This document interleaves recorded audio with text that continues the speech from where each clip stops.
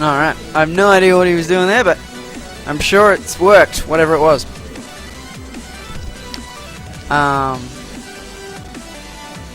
Yeah, so what's this gent's tag? Sep, I believe it is. Cool.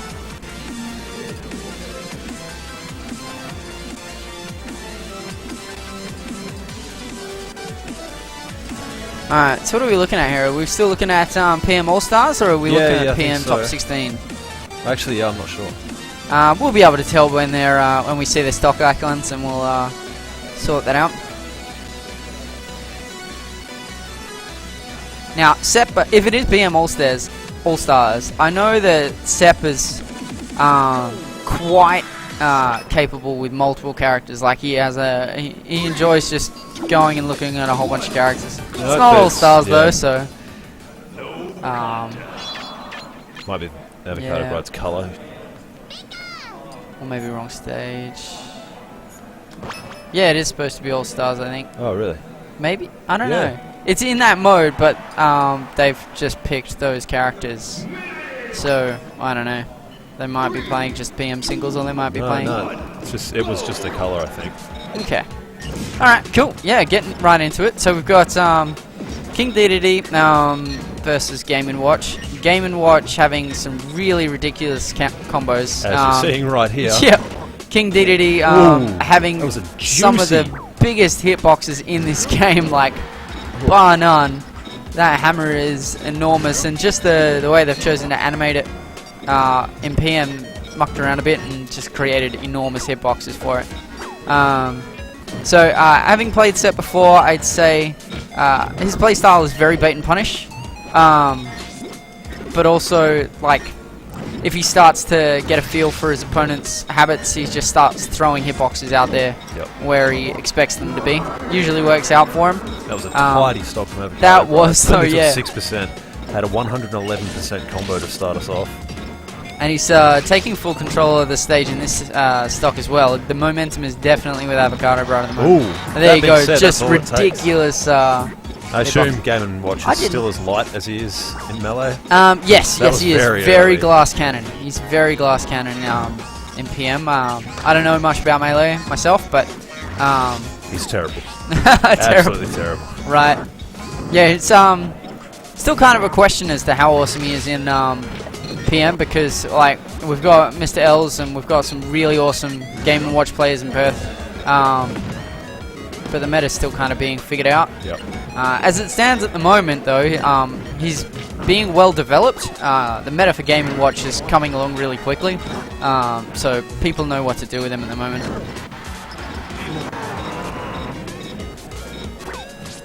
Yeah, 67% damage for Game & Watch, I assume, is something more like it'd be as if he's 120% for any other character, because one hit. Yeah, as we saw in the absolutely. Before. And very floaty, but extraordinarily heavy is King DeDeDe. So it takes a lot to get him to die.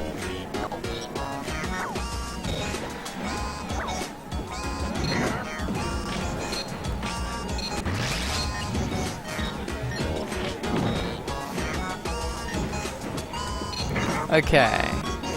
Sep seems like he's taking a bit of control. He could be able to make things back. He's got a little bit of room to work with. 1.5 stocks is you know, not too tiny amount of time to get through 3. There you go. So he's a pretty analytical player, Sep. So he might be able to kind of figure out some habits of Avocadobride's to capitalize on. But then, you know, sometimes just get a 9 in the face and you die. Happens, and you know, what do you do? Yep. For those that don't know, people who typically play Melee, you can actually kind of predict 9s for Game & Watch in Project M.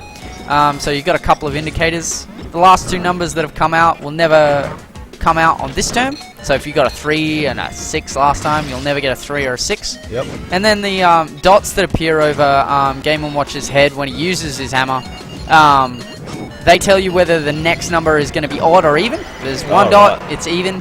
Sorry, odd. And if there's 2 dots, it's even. So you can actually work it out to like a 1 in 3 chance that the next hammer is going to be a 9. Right. So you'll often see in the downtime between stocks, Avocadobride will probably spam hammer to set that up.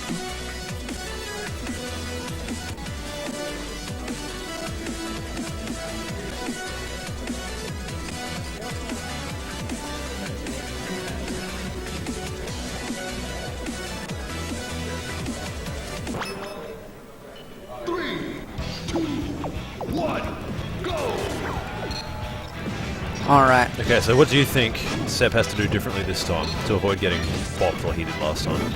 Well, not bopped, but towards the end it just became a little bit too much. I feel like a bit more shield, run in shield, figure out what Avocadobride's response to that is, and then punish on it. Yep. Because I feel like he's getting hit by a lot of stray hitboxes.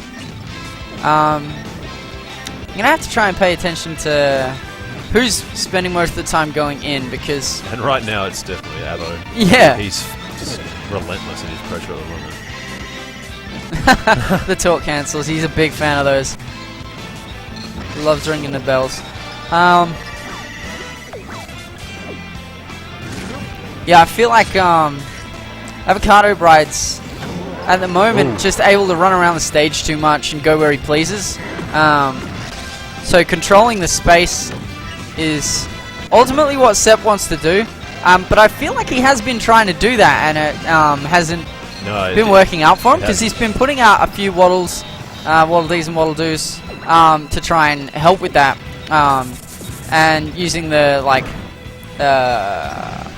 DeDeDe waddle dash to try and control that space. And Avocadobride's just getting in there. Yeah, it looks like he just goes up, whenever those are out, Avo will just go up onto the platforms. Yeah. And then they no longer become a problem, and he can just keep holding pressure. Which is interesting, because he this just is did it right then. As soon as Sep threw one out, he went up to the platform. Yep. And it's interesting because this is Sep's counter pick as well. So he was obviously hoping to get something out of these platforms. Obviously he can shark really well with his up tilts and up smashes. Always a shame to see a Gordo go to waste like that. That was close. That's that. I see the smile on Avocadobride's face from that as well. Yeah, he knew. Should have respected it more, I think. I don't think he can be too disappointed with dying at 130%. Yep. So this bacon, I think, is kind of breaking down Sep's attempts to control stage as well. Like it's forcing him to stay back and rethink how he comes in. Yep, exactly. See there, he just he tried to control space without F tilt, and he was doing a good job of it. But then he got hit by a stray bacon, and that's it. Yep. Avocadobride was in and in control. It reminds me of Falco's lasers, just like a wonky Falco laser. Yep. That you can set up into combos.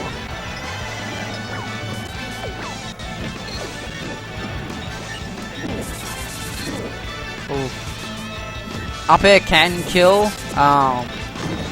Pretty rare for it too, but looks like that was what Avocadobride was going for. Almost a shield break. That shield is still pretty low. Alright, so this is doable. He just needs to get about 50% on and then go for a big hit. That's and also, like 20 rules, he could go for a DeDeDe side. Oh, there it is. Alright, that's the set. Good work to Avocadobride. Good luck next time to Sep.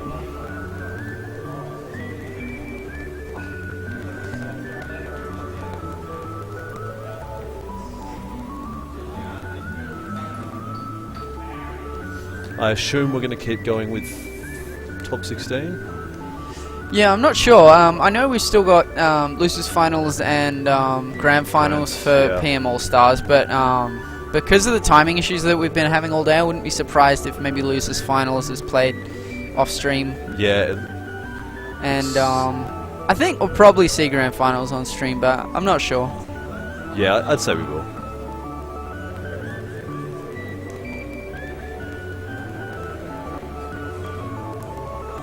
It was Chapel Spec Quetz. Yep. Yeah, well, Quetz is playing over there, so that might be his Losers Finals match. Yeah, wouldn't be surprised. If it's PM, it is almost certainly. Yeah. Oh, actually, no, that might be just singles because Byron's playing a match next to him. I don't know, he was going for a bracket match. Yep.